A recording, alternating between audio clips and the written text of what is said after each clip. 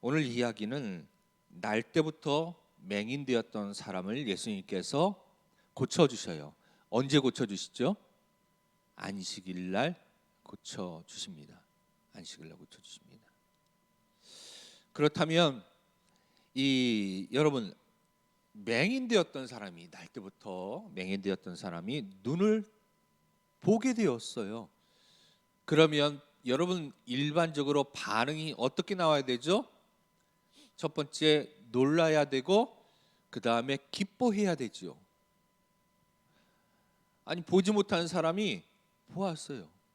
이건 현대의학으로도 정말 놀라운 일입니다. 정말 기적과 같은 일입니다. 그러면 그걸 보고 축하해주고 기뻐해주고 또 감사해야 되는데 그것을 못마땅하게 여기는 사람이 있었습니다. 누구예요? 바리새인입니다. 왜일까요? 여러분, 바리새인의 관심은 어디 있습니까? 이 사람에게 없어요. 바리새인은 맹인이 눈을 뜬 거에 관심이 없어요. 바리새인의 관심은 어디 있습니까? 예수님 잡아서 죽이는 거예요. 율법도 있지만 그 율법을 왜 지금 물어보는 거예요? 그리고 이 바리새인이 맹인을 부릅니다. 불러서 축하해 주려고, 격려금 주려고 부른 거 아니잖아요. 너무 이 사람이 행복하잖아요. 지금 여러분 그 영상 보셨나 모르겠어요. 나면서부터 귀가 안 들리는 갓난아기가 있었어요. 그 아이가 아마 한 5살 이전으로 기억하는데 한 3살쯤이었을 거예요. 모습이 3살도 안 됐을 것 같은데, 귀가 안 들리는 아이가요, 수술을 통하여서 장치를 끼고 처음으로 엄마가 아가야 이름을 부르는 소리를 아이가 듣는 그 장면이 TV에 나왔어요. 수술을 하고 과연 이 아이가 성공했나, 엄마의 목소리 듣는가.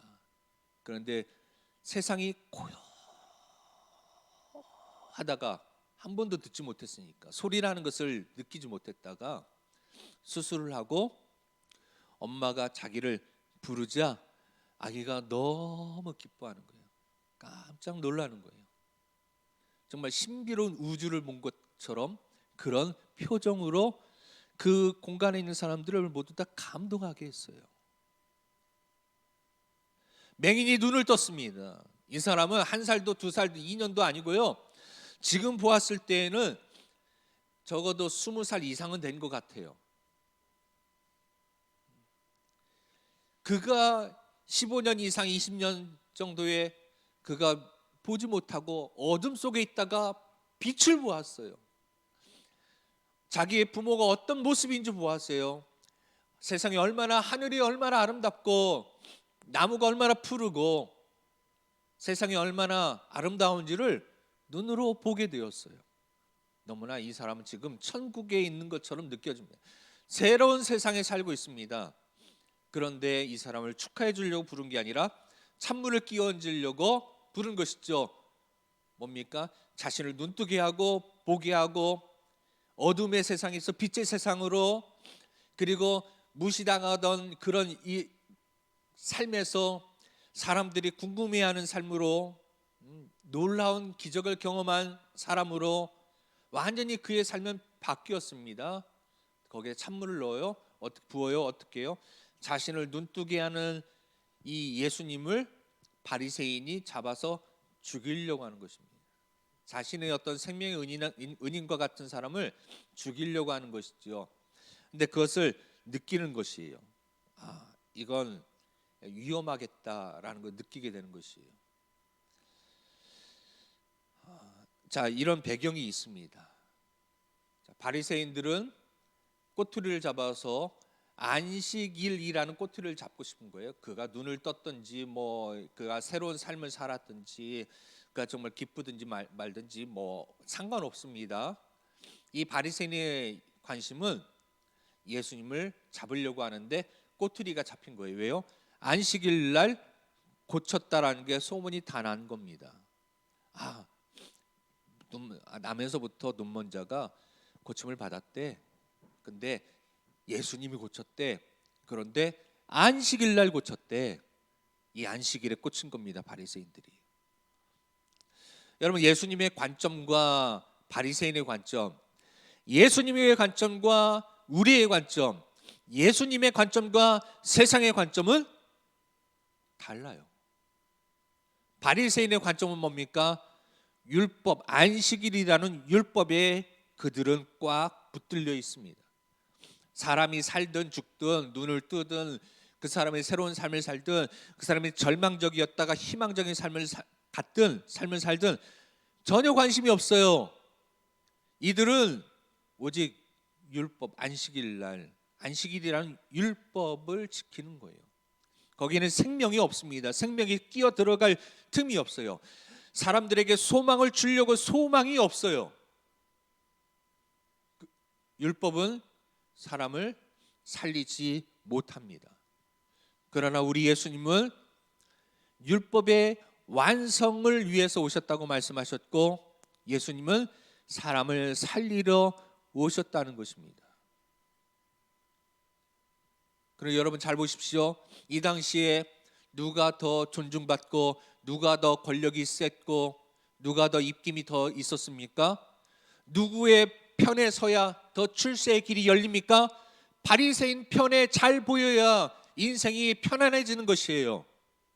예수님 편에 들면 인생이 고달파지는 것이에요. 꼬이고 꼬여지는 것이에요. 이럴 때 여러분은 누구의 편에 서시겠습니까? 누구를 따라가시겠습니까? 누구의 말씀을 들으시겠습니까? 이 내용을 지난주에 우리가 설명드렸듯이 AD 85년에서 90년경에 사도 요한이 연로한 나이에 이 요한복음을 기록했습니다. 자, 여러분 계속해서 말씀드립니다. 성경을 보실 때 성경의 시간표 관점을, 우리의 그 타임머신을 이 현장, 이 본문의 현장에다가 놓지 마시고, 우리는 보통 그렇게 합니다. 우리는 그냥 다이렉트로 이 본문의 현장, 즉 예수님께서 살아 계셨을 때, 예수님이 그때 맹인을 고쳤을 때 그 시점으로 우리는 바로 가서 말씀을 보려고 해요. 그러다 보니까 이 요한복음이 우리에게 주시고자 하시는 목적, 하나님께서 이 요한복음을 통하여서 그리고 다른 성경을 통하여서 우리에게 깨닫게 하고자 하시는 그 어떤 이 목적, 그것을 우리가 때로는 잊어버리고 놓쳐버릴 때가 있습니다. 우리는 어떤 시점에서 이걸 봐야 된다고 했죠? 타임머신을 어디로 돌려야 된다고 했죠? 이 성경이 기록되어졌던 그때입니다. 그때. 그래서 그것을 무슨 관점이요? 원독자 관점이요. 그러면 AD 85년에서 90년 사이에 기록이 되었을 거다라고 보니까, 그러면 그때 무슨 일들이 세상에 있었는가를 보셔야 돼요. 그리고 그때 왜 요한복음을 써서 성경을 이 믿는 사람들에게, 원독자에게 하나님께서 이 내용을 그들에게 왜 보게 하셨냐를 보셔야 돼요. 그러면 지금 현재 우리에게는 어떻게 이 말씀이 다가오게 되는가를 우리는 정확하게 볼 수가 있는 것이죠. 자, 지난주에 말씀드렸듯이 AD 85년에서 90년은 어떤 상황입니까? 이제 유대교와 기독교가 거의 완전히 분리가 된 상태입니다. 예수님이 계실 당시까지만 하더라도 유대교 안에 한 분파로서 기독교로 그렇게 여겼어요. 그러나 이 85년에서 90년 사이는 이제 어느 정도 유대교는 유대교, 기독교는 기독교로 어느 정도 나눠지게 됩니다. 그러면서 더욱더 핍박이 더 강하게 임하게 되는 것이죠. 예수 믿는 사람들을 잡아들이기 시작합니다. 유대인들도 잡아들이지만, 배척하지만, 그러나 로마에서 붙잡습니다. 정치범으로 붙잡습니다. 그리고 여러 가지 필요에 의해서 어떤 로마의 이 타겟을 만들어야 되는데 바로 기독교인들이 그런 것이죠. AD 60년경에 네로 황제가 그랬습니다. 불이 났을 때 그 불의 원인이 그 로마의 어떤 지역인데 재개발을 해야 되는데 이 사람들이 이 네로 황제가 재개발을 시켜서 로마를 한 단계 좀 업그레이드 시키고 싶었는데 사람들이 그 지역에 있는 사람들이 거부를 하는 겁니다. 그래서 어떻게 했을까요? 거기를 그래서 네로 황제의 마음은 항상 저 이 재개발 구역이 빨리 재개발을 하고 싶고 그래서 그들을 쫓아내야 되고 거기를 어떻게든 해야 되는데 방법이 뭐가 있을까 고민하고 있던 차였습니다. 그런데 거기에 불이 난 거예요. 그 지역에 불이 나서 그 지역과 함께 로마의 여러 구역이 있습니다. 우리로 보면 대전은 뭐 동구, 중구, 서구, 유성구, 이 대덕구 이렇게 있듯이 로마에도 구가 나눠 있어요. 구역이요. 그런데 전부 다 지금 그 미국의 산불로 인해서 유명한 부자, 그 유명 연예인들의 그런 그 스타들의 집들이 다 불탔잖아요. 거기 한 집만 딸랑 우뚝거니 멀쩡하게 하나 집만 살아남아 가지고 뉴스에 나왔잖아요.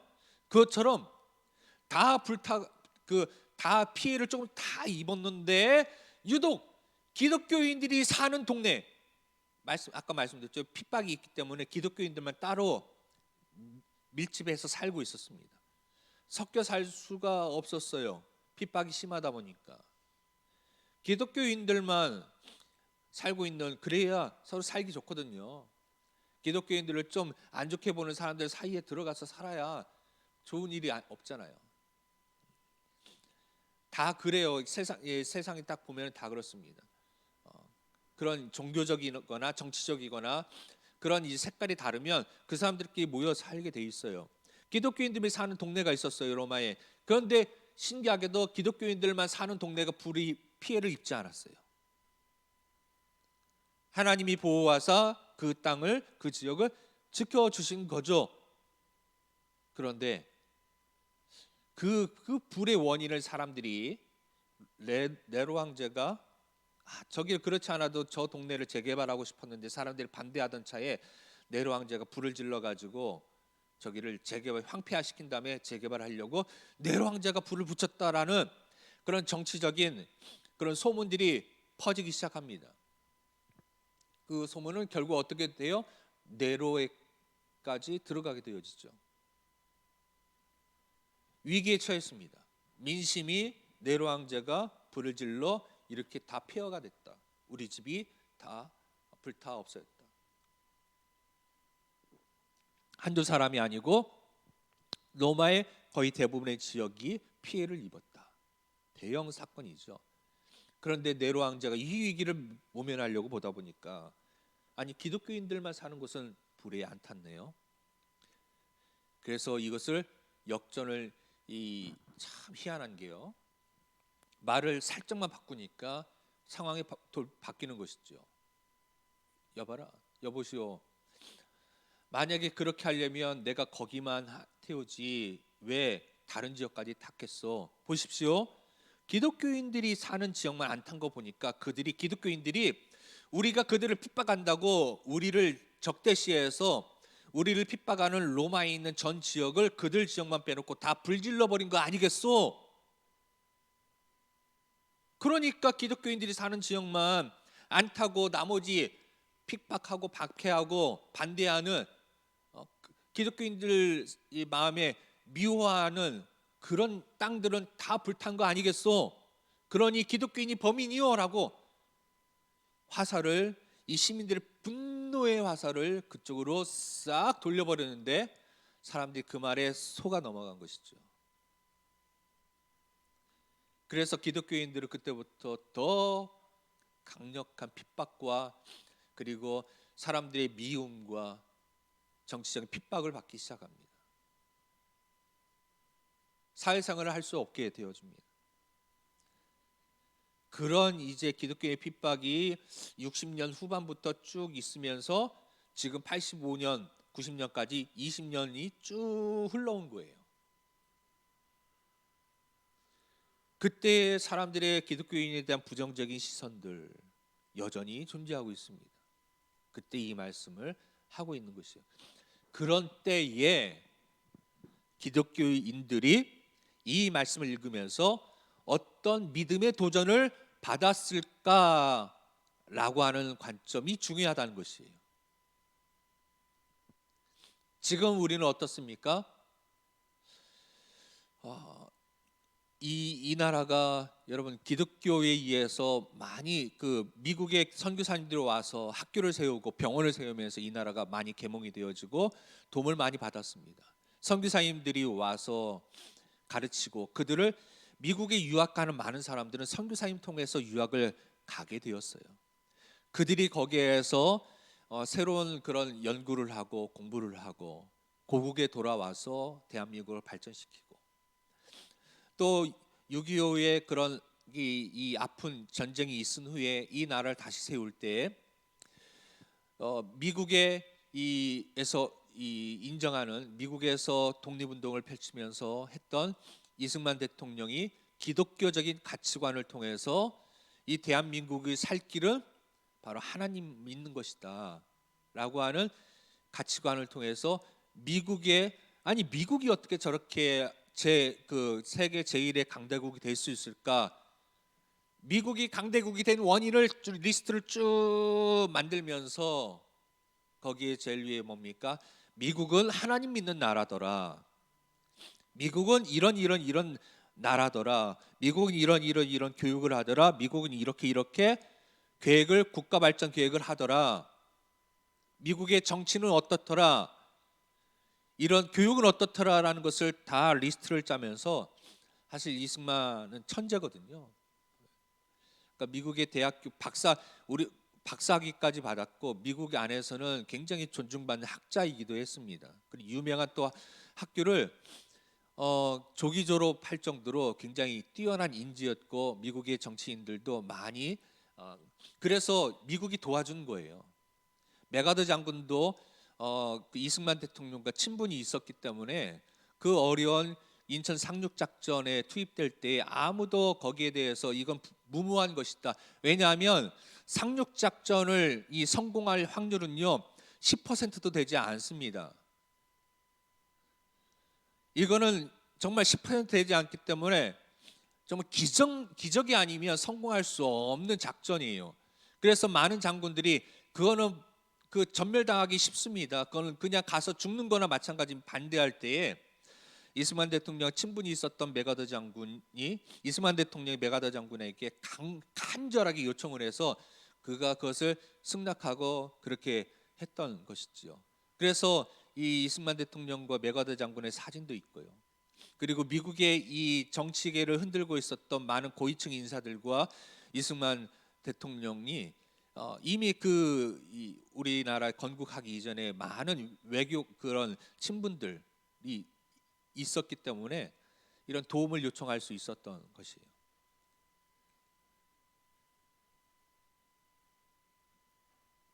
무슨 얘기 하냐면 그러면서 기독교가 급속하게 들어왔고 여러분 그 기억나십니까? 왜 이승만 대통령이 그 국민학교죠. 초등학교 의무 교육을 왜 시작했는지 기억나세요? 이승만 대통령 때부터 모든 아이들이 의무 교육을 시작했습니다. 초등학교 국민들이 글을 깨우치고 우리는 공부해야 된다. 였지만 그 안에 아까 첫 번째 미국이 잘 된 이유 뭔가? 하나님을 잘 믿었다. 근데 하나님을 잘 믿으려면 어떻게 됩니까? 성경을 읽어야 된다. 봐야 된다. 성경을 보려면 어떻게 됩니까? 글자를 읽어야 된다. 글자를 배워야 된다. 결국에는 공교육의 그 유익한 점과 그리고 신앙을 위한 것들이 같이 시너지를 일으키면서 초등학교 의무교육을 시작했잖아요. 그때 국민들이 너무 좋아요. 의무적으로 우리 아이를 교육시켜준다니 너무 감사합니다. 박수 쳤나요? 아니잖아요. 지금 같았으면 의무 교육을 시켜준다니까 너무 좋은데 그때는 아니었어요. 와가지고 왜 우리 아이를 학교에 데리고 가서 공부시키려고 하냐고 데모했다고요. 왜요? 그 아이들은요 일꾼이거든요. 농사 지을 때 고사리 7살짜리 아이의 손길도 농번기 때는 필요하거든요. 아니 이렇게 농번기 때 모내기하고 이렇게 바쁠 때 왜 아이들을 학교에 데리고 가서 농사 일을 못하게 하느냐 막 반대했어요. 그래서 한 집에 왜 우리가 자식을 많이 낳았죠? 그 자식들은 이 생산력이거든요. 농사 지을 때 일손이 많아야만, 그 당시에는 장비들 없으니까 일꾼이 많아야만, 손길이 많아야만 생산력이 높아지고 그러기 때문에 자식을 많이 낳을 수밖에 없었어요. 그리고 죽기도 했지만은 반대했다고. 우리 학교 그래서 수업 받고 있는 아이들 아버지가 와가지고 수업 중간에 데리고 가서 농사일 시키고 그랬다고요. 좋아하지 않았습니다. 교육시키는 걸. 우리 아이 뭐 교육시켜봤자 아무런 의미가 없다고. 이렇게 하면서 기독교가 부흥하고 성장하고 또 선교사와 미국과 기독교 이런 단체를 통하여서 후원을 받고 또 교육이 되어지고 주일학교를 통하여서 아이들이 주일날에도 어떤 이 신앙 교육과 함께 여러 가지 문화 교육을 받을 수 있었어요. 그러니까 저희 때만 하더라도 부모들이 신앙심은 없지만은 교회 가라. 교회 가면 볼 거 많고 배울 거 많다. 그랬다고요. 집에 아무것도 없잖아요. TV 한 대밖에 딸랑 없고 뭘 할 수 있는 게 없는데 교회 가면 아이들이 체험할 게 참 많았어요. 가라고 했어요. 그래서 교회가 부흥했습니다. 80년대 정점을 이루어서 90년대에는 1200만 명이다라고까지 했다가 지금 그 2000년 이후에는 서서히 줄어들고 있습니다. 서서히 줄어들고 있어요. 그리고 지금은 한 500에서 600만 명 정도 그 정도일 것이다. 주일날 출석하는 성도들이 그 정도 될 것이다라는 것입니다. 물론 등록되어 있고 1년에 한 번, 두 번 나오는 사람들 합치면은 그것보다 200만 명 더 많을 것이에요. 그러나 줄어든 건 사실이지요. 그리고 지금 10대 아이들은 5%도 기독교인이 아니라고 합니다. 10대 아이들은 100명 중에 5명도 10대 아이는 예수를 믿지 않는다고 그래요. 근데 더 심각한 건 다른 종교도 우리보다 더 심각해요. 그러니까 대한민국 전체적으로가 뭐냐? 종교에 대해서 무관심해졌다는 겁니다. 기독교뿐만 아니라 지금 불교는 더 심각해요.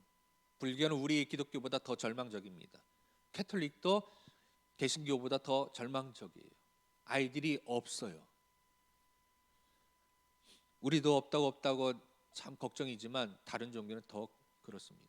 자, 전체적으로 종교에 무관심한 이때에 그러면 분위기는 어떠냐? 기독교인들에 대한 시선, 코로나를 통해서 완전히 바닥을 쳤습니다. 기독교는 이기적이다. 기독교는 타협이 안 된다. 기독교는 사회의 독이다. 그리고 이 전염병을 전파하는 그런 어떤 병균처럼 그렇게 인식을 하기 시작했잖아요.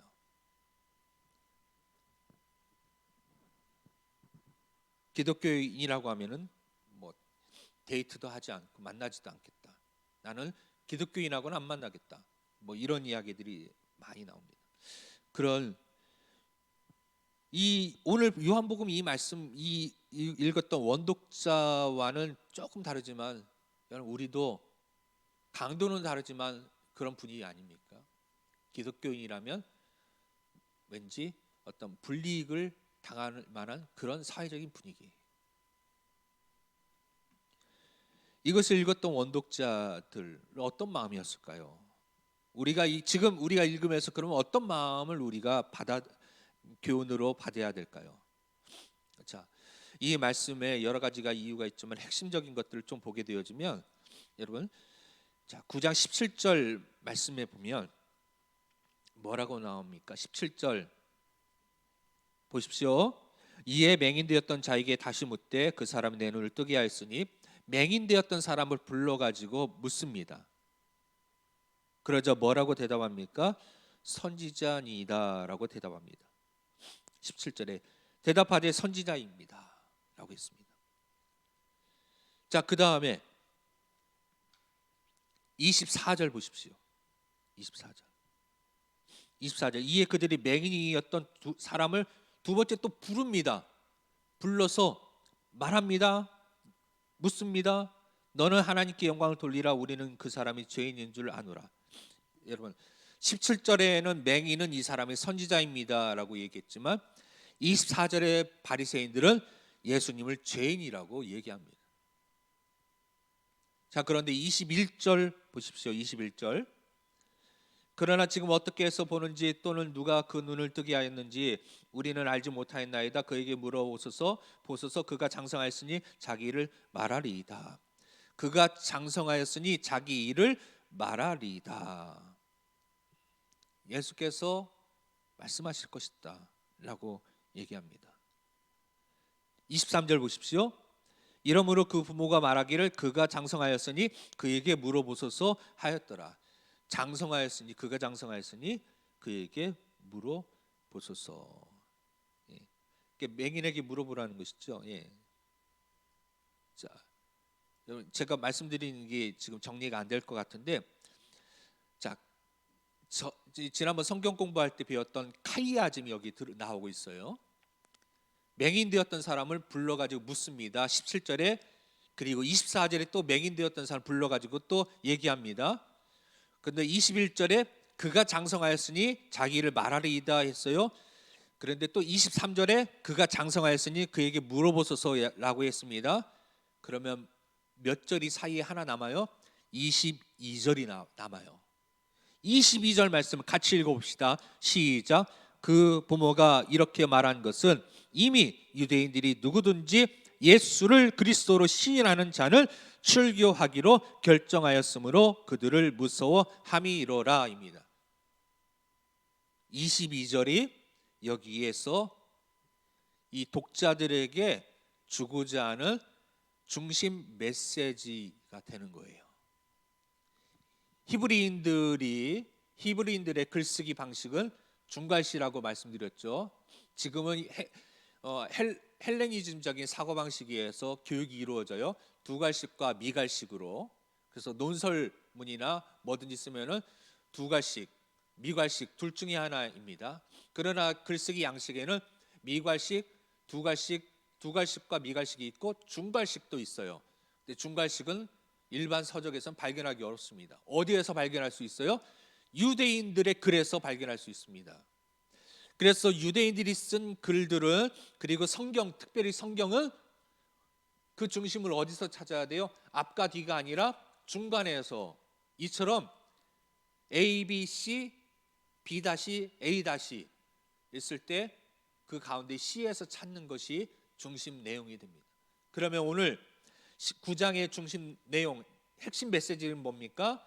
예수를 그리스도를 시인하는 자는 출교하기로 결정했다입니다. 아까 말씀드렸죠. 핍박이 있었어요. 85년, 90년에. 어떤 핍박이요? 이 말씀처럼 예수 믿는 사람 직장에서 잘려요. 예수 믿는 사람 동호회에서 잘려요. 예수 믿는 사람 그 약혼했다가 파혼당해요. 예수 믿는 사람 취직도 안 돼요. 예수 믿는 사람 어디 뭐 모임이라도 있어서 사람들과 만나려면 너 예수 믿니? 그럼 우리 모임 오지 마. 그런 거예요. 예수 믿어 출교하기로 이때 결정했었는데, 예수님 당시에도 사람들이 예수 믿으면 쫓아내려고 했었구나. 지금도 이 공동체들이, 이 사회가 우리를 배척하고 있구나. 이때 여러분, 예수 믿는 여러분, 이런 부당한 대우를 받으면서 그때 여러분 우리는 어떻게 믿음을 지켜야 할까요? 라고 하는 메시지가 오늘 9장의 메시지인 것이에요. 여러분은 예수 믿는다고 하면 환영받으십니까? 아니면 예수 믿는다고 고백하는 순간 사람들이 시선이 조금 의심스럽게 보십니까?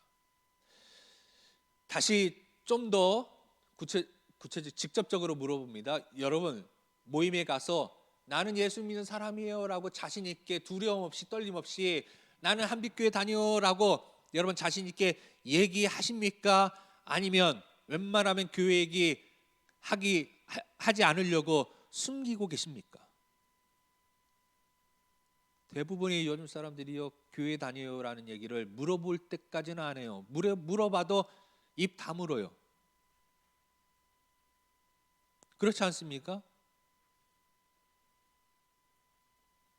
여러분 양심적으로 한번 생각해 보십시오. 나는 당당하게 나는 예수 믿는 사람이다라고 고백할 수 있습니까?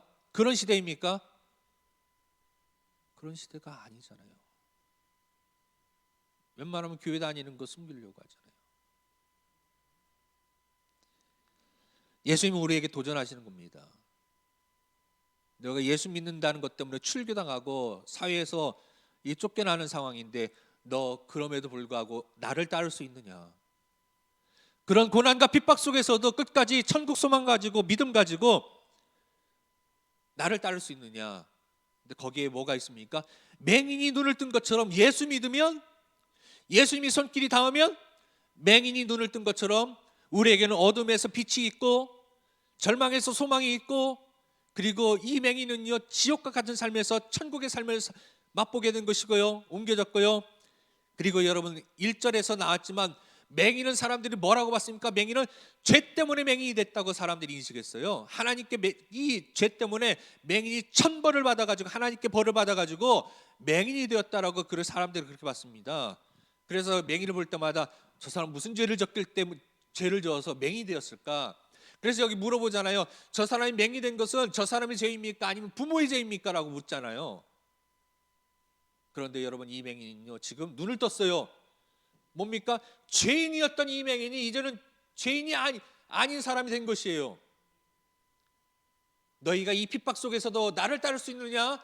너희가 죄인이었던 맹인이 이제는 눈을 떴어. 더 이상 죄인으로 취급받지 않는 것처럼 너희도 나도 네가 예수의 길을 걸으면 죄인이었던 너희를 이제 더 이상 너희를 죄인이라 취급하지 않고 나 하나님의 자녀로 의인으로 천국의 소망이 있는 천국 시민으로 내가 너를 이끌겠다라는 메시지를 오늘 이 9장의 말씀 맹인의 이야기를 통하여서 우리에게, 그리고 AD 85년 90년 당시에 이 요한복음을 믿는 사람들에게 예수님은 말씀하고 계시는 겁니다.